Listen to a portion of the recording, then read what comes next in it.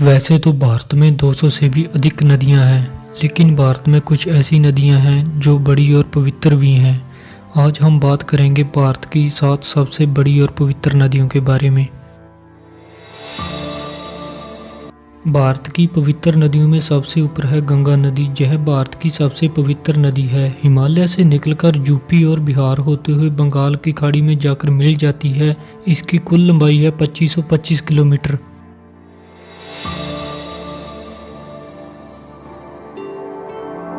गोदावरी नदी की लंबाई लगभग 1464 किलोमीटर है। यह नदी महाराष्ट्र से निकलकर दक्षिण भारत में बहती है। यह दक्षिण भारत की सबसे पवित्र नदी है।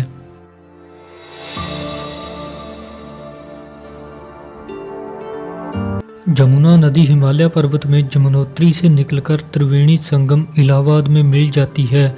इस नदी की लंबाई लगभग 1376 किलोमीटर है। मुख्य रूप से यह नदी दिल्ली और यूपी में बहती है।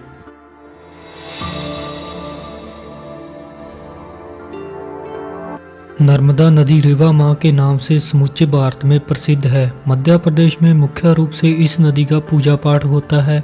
इस नदी की लंबाई लगभग 1312 किलोमीटर है।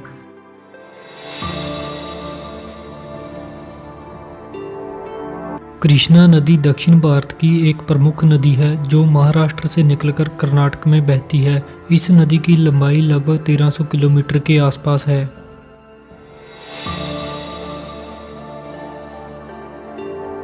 ब्रह्मपुत्र नदी तिब्बत के मानसरोवर झील से निकलकर अरुणाचल प्रदेश से असम होती हुई बंगाल की खाड़ी में जाकर मिल जाती है। इसकी कुल लंबाई 2900 किलोमीटर है तथा भारत में इसकी लंबाई 916 किलोमीटर है।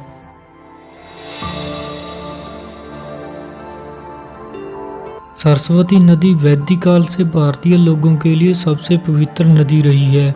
यह भारत और पाकिस्तान दोनों ही देशों में बहती है।